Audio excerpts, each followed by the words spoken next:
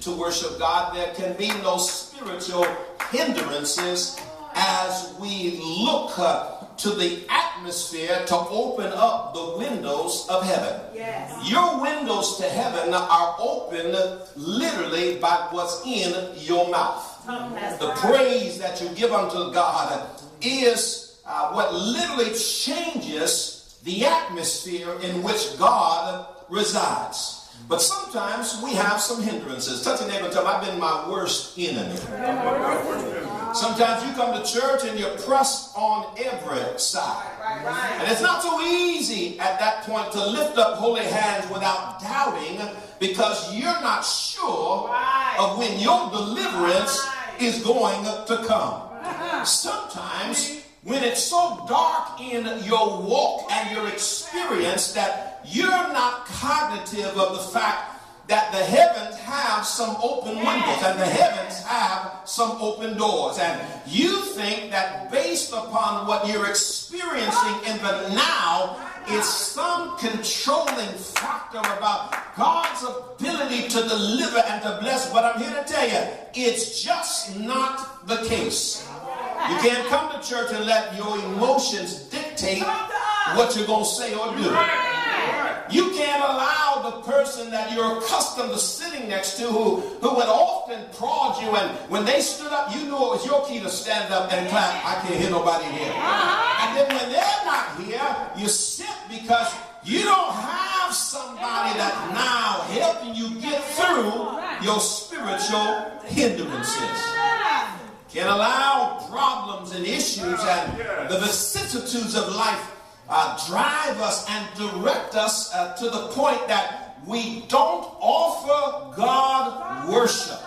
Look at somebody and tell them, if you don't come for any other reason, you got to come for worship.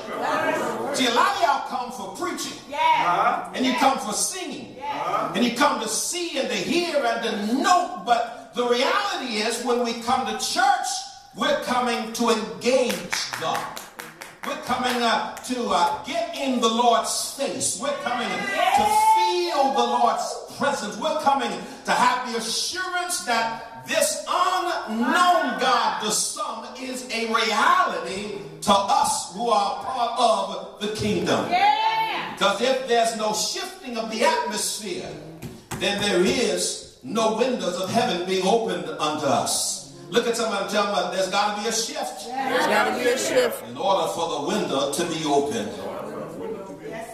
The text tells us in verse 13 and 14 that it came to pass that these that were there were of one mind. Everybody say one mind. One mind. In other words, we need to learn to come to church with one thing on our minds. And that one thing has to be worship. We've got to learn how to give our cares to the Lord and just simply allow the Lord to fight those battles for us and keep our minds stayed upon the Lord. Because it's hard to worship when your mind is divided. It's hard to worship when you're battling in your mind, and mentally you are battling, and financially you are battling, and physically you are battling, and you are not able to give God undivided praise. See, that's why you can't have a boyfriend and a husband. Y'all ain't gonna help me here. You can't have two, because you don't give the one something that is deserving to the other. And he or she cannot have your undivided attention. Look at somebody and tell them, God wants you undivided. He don't want you to come to the Lord's house having issues that are sapping your energy, so that you're unable to talk to God and to sense the very presence of God. That's why the psalmist told us there were ascending psalms.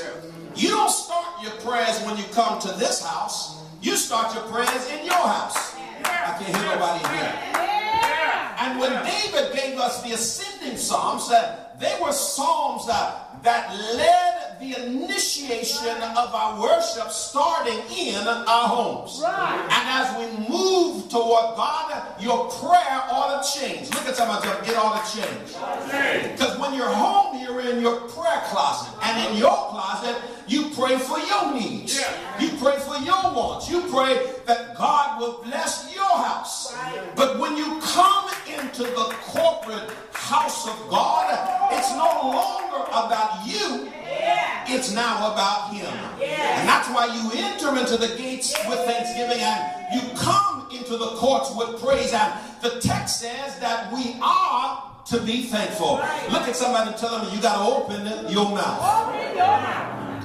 And so the text reminds us that there needs to be this shifting of the atmosphere. We need to come to God without having anger and resentment. We need to come without bitterness. We need to shed these things before we get in the Lord's house. The problem for some of us is we're carrying too much weight. By the time we get in the Lord's house, we've got all kinds of hang-ups. And we've read the Facebook and the Twitter, and we've seen the gossip, and we're carrying the concerns, but there can be no business as normal when it comes to worship. Worship requires this atmosphere of unified expectancy. The text says that they were all as one. Somebody say as one. As one. Every time you come to church, it must be a can't miss opportunity. It's that I don't know what the Lord's going to do today, so I want to get there and get there in a hurry. And I'm not dependent upon what others may do. I just want to get in the Lord's presence myself.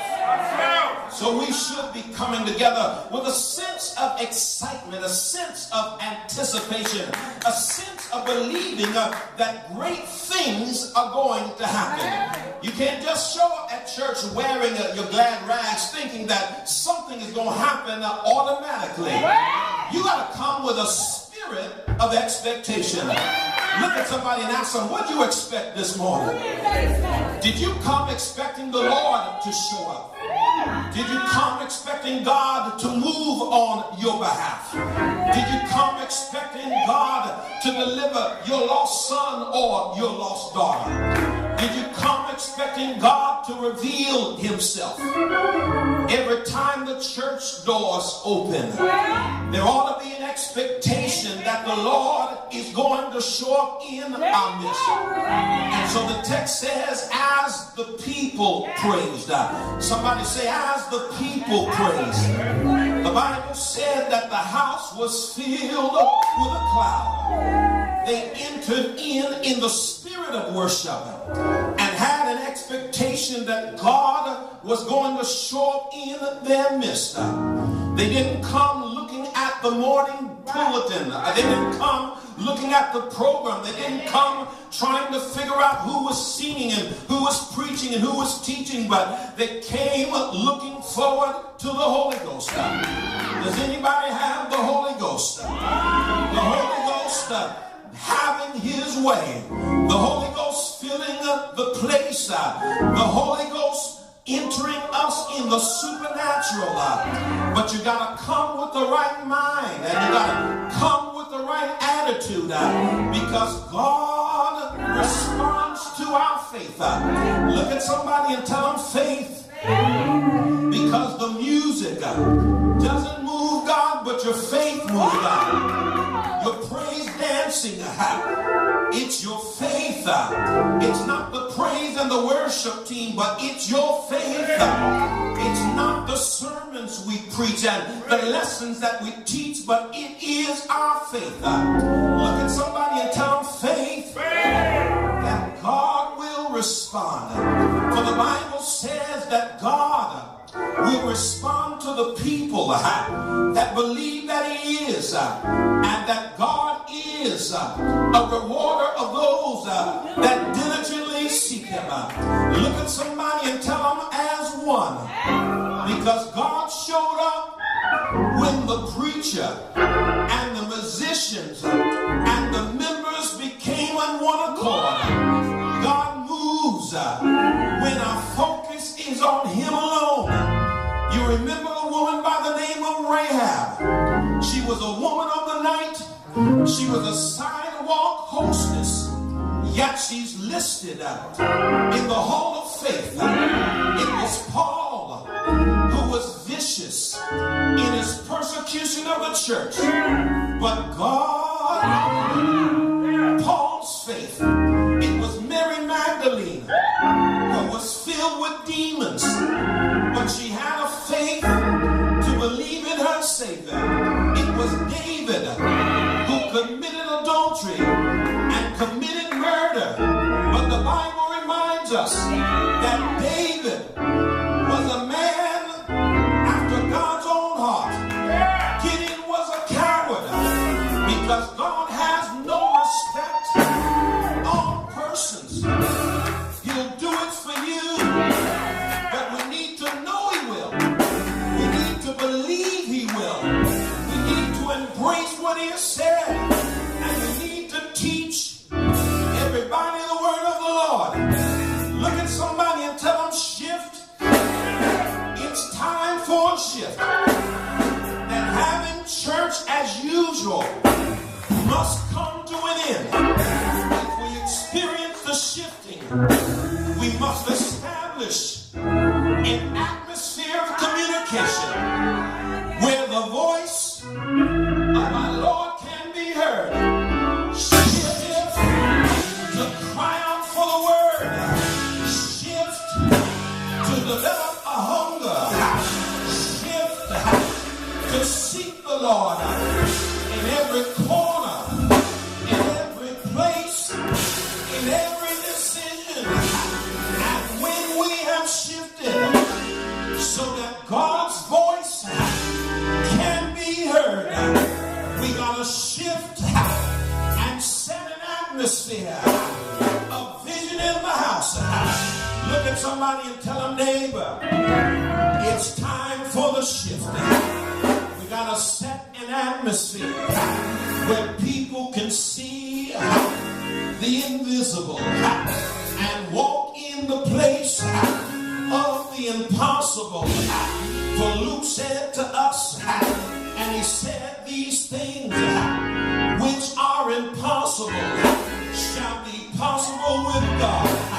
It was the Lord that healed the sick. He made the blind to see, the deaf to hear, the lame to walk, and water turned he into wine. He fed 5,000 with 5 loaves of bread and 2 sardines. He walked on the water. He spoke to the winds, and the winds had to behave. And then to start it all off, he spoke to the grave, spoke to the dead, and told them rise and walk. It's an atmosphere that we need to learn how to see what God sees. Look at somebody and tell them, I see you in your future, and you look much better than you do right now. I see you delivered from your sin. I see you walking in prosperity. I see you walking in your gift. I see you laying hands on the sick, and the sick shall recover. But we got to change our thinking, change our mindset, change our programming. And when we come in the Lord's house, come in with thanksgiving. Stop looking around to see who's here. God is here. And if God is here, then the Spirit of the Lord is among us. We've got to get to the place in our worship where our hearts are beating for God. Our hearts are feeling what God's heart feels. Where the house gives us a sense of reverence, a sense of awe, a sense of power, a sense of the love of God. I need an urgency when I come in the house.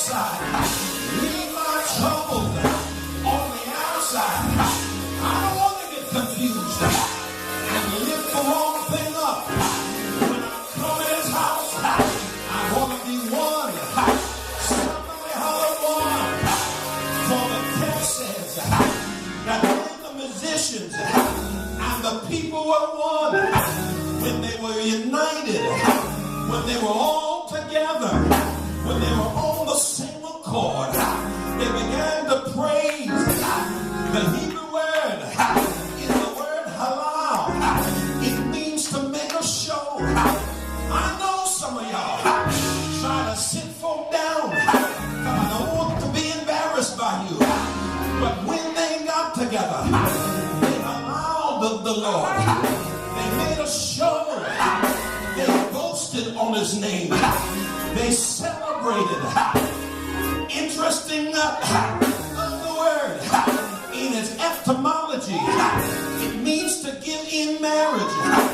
When you praise him, you say we are one. When you praise him, it's like you're married to him, and no one else can get this praise. The Bible said they praised, and then the Bible said they thanked him. It's Yada, and it means to hold out the hand. It means to pick up a stone and throw it. When's the last time you just threw a praise and told God thank you? The last time you didn't ask God for nothing, but you said thank you for the trouble I got. Thank you for my extended nights. Thank you for the crazy supervisor.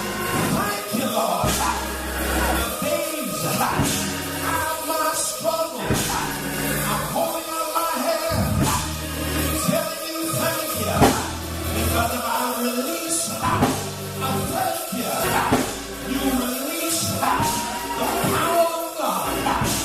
Some of y'all need power, but release the thing that's in your mouth. Tell him thank you. Tell him praise you.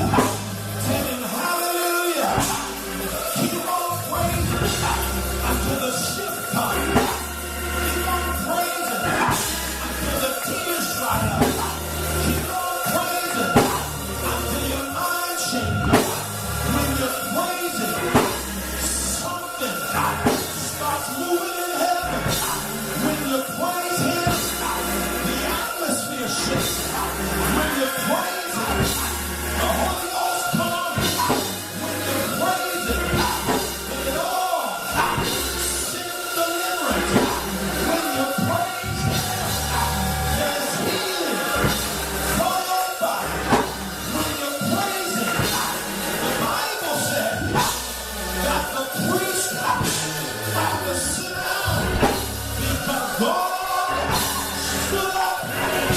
Somebody stand up among us. Deliver your people. Bless our home. Lift him up. Let somebody help me. The one thing you gotta know is that when you're riding on the wings of the Holy Ghost, just like the gesture pushes the cold air out of the way, it's the praises that push your enemy. It's the praises that push your troubles. It's the praises that pushes your sickness. It's the praises that looks God coming. Lift up your head and remind your name that every time I pray, I expect a shift. Every time I preach, I expect a shift. Every time I praise, I'm looking for a shift.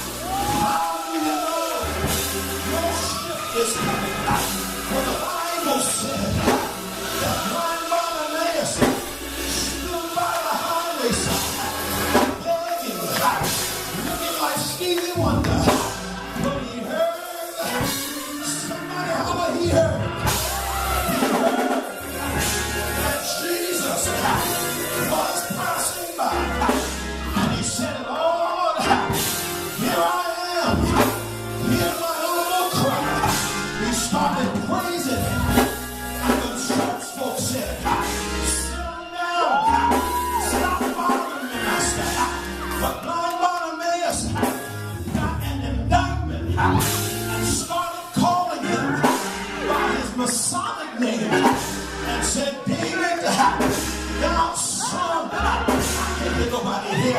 He said, Jesus, thou son of David, have mercy on me. He praised him until the Lord stopped. He praised him until the Lord turned around. He praised him until the Lord said, what would you have me to do? Your praise gets God's attention. Your praise lights up the heart of God. Your praise makes God change his mind. If a sinner can get saved and change his destiny, how much more than the believer who understands the power of praise? Now praise is not just clapping the hands. And praise is not just stomping your feet. And praise is not hitting the right run. But praise is extending your hand toward your Father. Praise says thank you in advance. Praise says, Lord, I'm beyond that. I allow you. I boast on you. I brag on you. I'm telling them before it happened. Thank you. Before you deliver. Thank you. Before you set free. Thank you. Lift up your hands. Oh, ye gates. Lift them up. The everlasting door. And the King of glory shall come in. Who is this King? The Lord, strong and mighty. The Lord, mighty in the battle. Lift up your hands.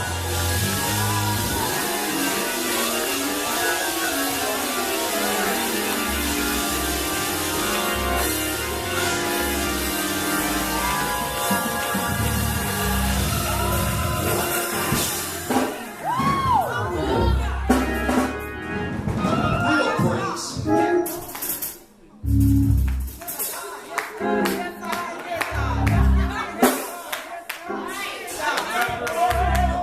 Real praise gets crazy. Crazy praise.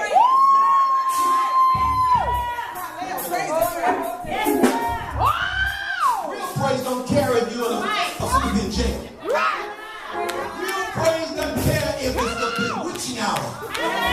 The Bible said at midnight, Paul and Silas began to praise God, and their praises shook open the door.